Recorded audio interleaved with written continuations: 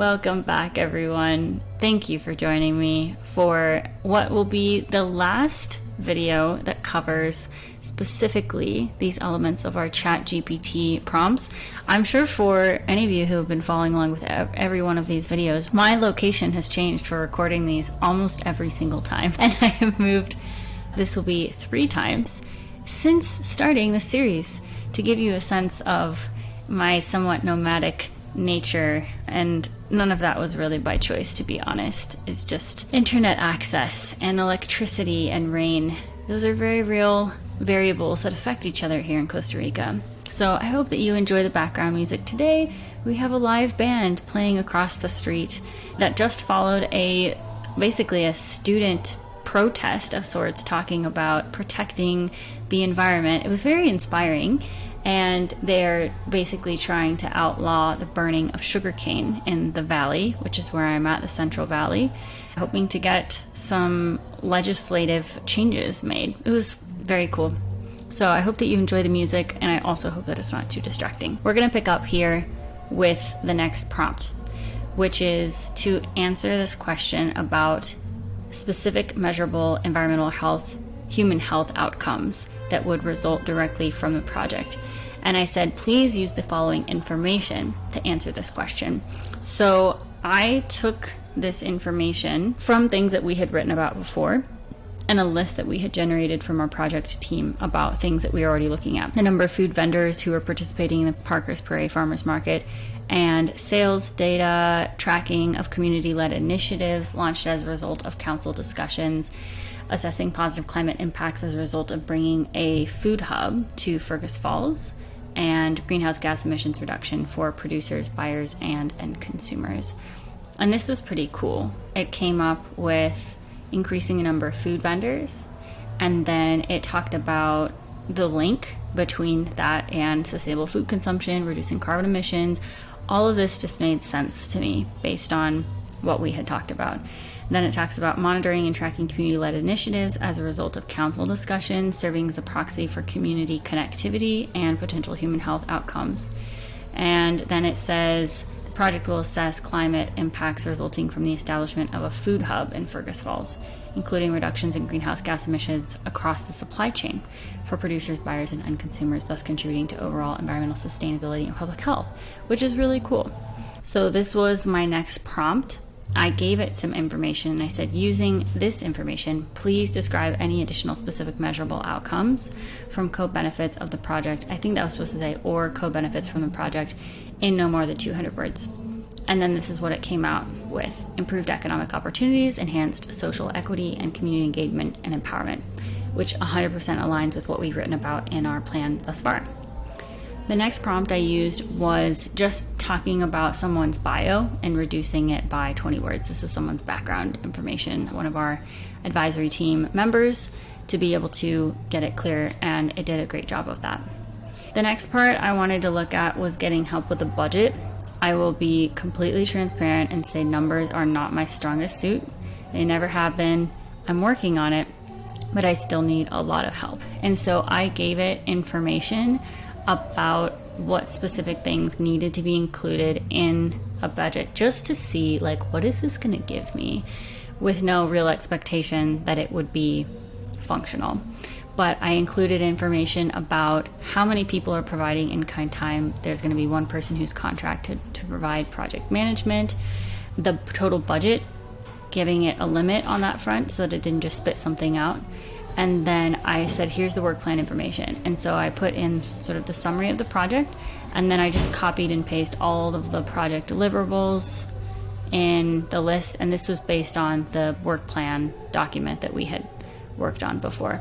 And this was another piece where I was like, I'm not sure if by putting all of this information, it's going to be too much, and it's not going to work. But what it ended up giving me was actually pretty cool and came in pretty well under budget. So they're looking at a project manager, food council advisory team members providing in-kind time, a project coordinator providing, well, they had a food council intern serving that role, which didn't make sense for what we're doing. Committee project implementation at $10,000, and then supplies and materials, travel and transportation, other expenses, and miscellaneous. What I found slightly disappointing about the format of the budget template that they gave us is that for each task, like task 6 of 7, you would have to give specific line items for each of those, which made it quite hard because some of these activities, they go across the entire year and you can't necessarily assign them to a certain task. So that was a really big challenge in drafting our budget. And to be honest, I actually didn't end up using most of this information. Okay, the next one, I had 2 versions of this, but basically what I was given was people's, like they would give me a 0.1 or 0.2, 0.4 FTE. And then we're looking at fringe benefits. So like the things outside of what people are getting paid on an hourly rate, what is the monetary value of that? And can we use that as our match? And because our very limiting factor is that we literally don't have any cash. And so we're trying to figure out, well, what else can we use instead of a cash match? So I was given this information from our project team members, and then I had to figure out, okay, well, according to our budget template, they actually want us to have an hourly rate. So I started asking these questions about what does 1 FTE, 0.1 FTE equate to as number of hours in a week based on a 40-hour work week.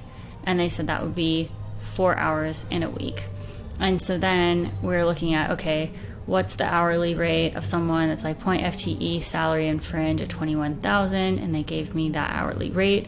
And what I really appreciate about ChatGPT is it doesn't just give you a number, it shows you how it's doing it, which I think can be very helpful for anyone who's taking like math classes or even business finance classes. This could be very helpful. And then we also I was just asking similar questions, right? Okay, so this person's going to be doing 10 hours a month. This is how much the salary and fringe is.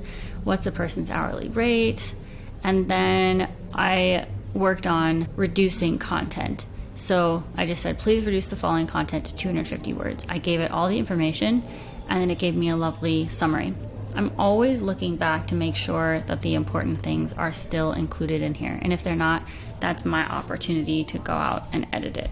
Again, working on calculating hourly rates based on salary numbers. And then I even asked this question, can you use your salary as a cash match in a grant application? And it said yes. A cash match requirement refers to the portion of project cost that must be recovered by the grant recipient or other funding sources outside of the grant itself. This contribution demonstrates the organization's commitment to the project and its ability to leverage additional resources to support the proposed activities. Using your salary as a cash match typically involves allocating a portion of your salary to cover project-related expenses that are not fully funded by the grant. This could include personnel costs, supplies, equipment, or other allowable expenses outlined in the grant guidelines. And then, of course, they say, make sure that you look at the grant guidelines to ensure that salary as a cash match is permissible and documented according to the grant requirements. And that was something where we got really hung up, was this idea of local funds and the funding sources of the salaries of the people who are on a project team being at the state level, where they're like, is that actually local fund? It's so hard to say, because are they defining local as within the state, or are they defining local as within the same city as the organization or the same county? It was not clear, and I couldn't, unfortunately, and again, this is why creating your own internal deadline like a week before it's actually due will allow you to ask questions of the people who are administering the grant to get clarity around those things and to make sure that you have a stronger application. There's definitely a lesson learned. I would have done that differently. And then, okay, this was another one where it was like when I was starting to look at the hourly rate of some of our team members, it just felt really not equitable. The difference in rate between like one of them, even our intern would have been like $5 per hour above what their hourly rate was. And I was like, that doesn't make sense. We should just go with the market rate of what their time is worth, because that's going to make a lot more sense in the overall spread of labor for this project. So I was basically looking at like, okay, what could an executive director of a nonprofit be making, and what kinds of questions would I need to ask myself? And then I was like, okay, cool, I definitely don't have time to do that research.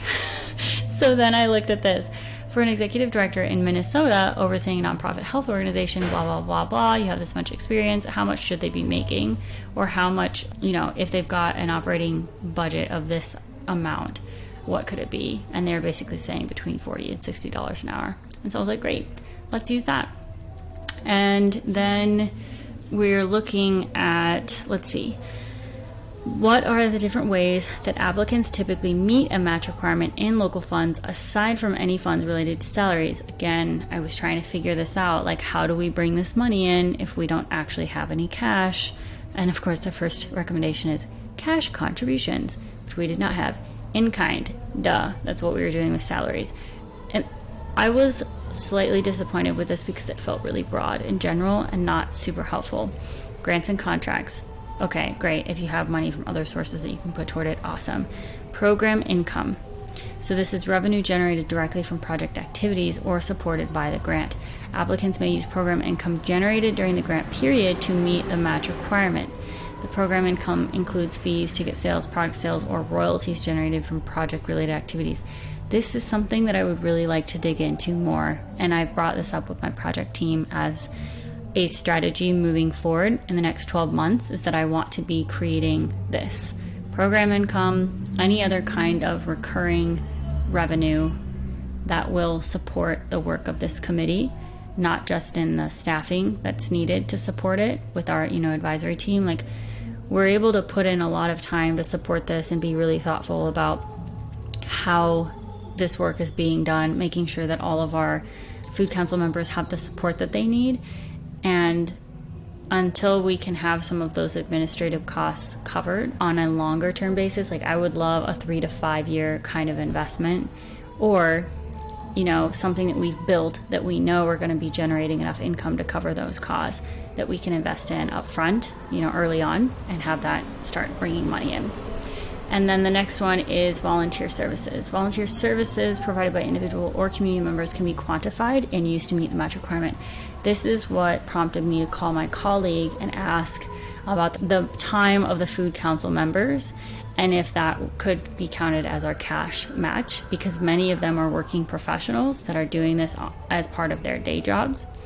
And so technically they are providing like in-kind time on behalf of their organization. And these are well-paying jobs. So we ended up putting in the grant I think it was like $30 an hour for our food council members as part of our cash match. And again, I've never done this before, so that could have been totally off base. And I'm hopeful that I wasn't.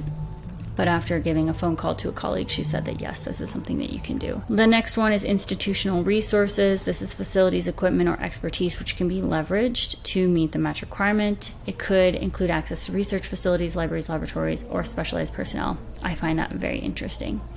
And then it just says by leveraging a combination of these strategies, applicants can demonstrate their commitment and capacity to match funds required by grant programs, thereby increasing their competitiveness and securing grants and funding their projects. So when I go here, it doesn't look like it's letting me scroll down anymore within the actual thing. Although for some reason, I thought that there was more text. So I'm just going to go ahead and push refresh and make sure that that wasn't the last question. Yep, that was it. So there you are. That's the rest of the prompts and walking you through kind of how I was working through some of that stuff. I am hopeful that this was helpful for you, and no matter where you're at in your grant writing process, that you've taken away some basic prompt ideas. And I am quite certain that this will stimulate even more thought that goes well beyond any of the things that I did, because you know what you need, you know what you don't know, and now you have an additional tool in your back pocket that can help you with the writing process. All right, with that, I will probably maybe send one more video out to everyone and wrap up with just sort of next steps and upcoming workshops that I will be providing related to this same concept of reducing barriers to land and capital access for farmers, future farmers, and the people that are working in our regional food ecosystem. All right, thanks everyone.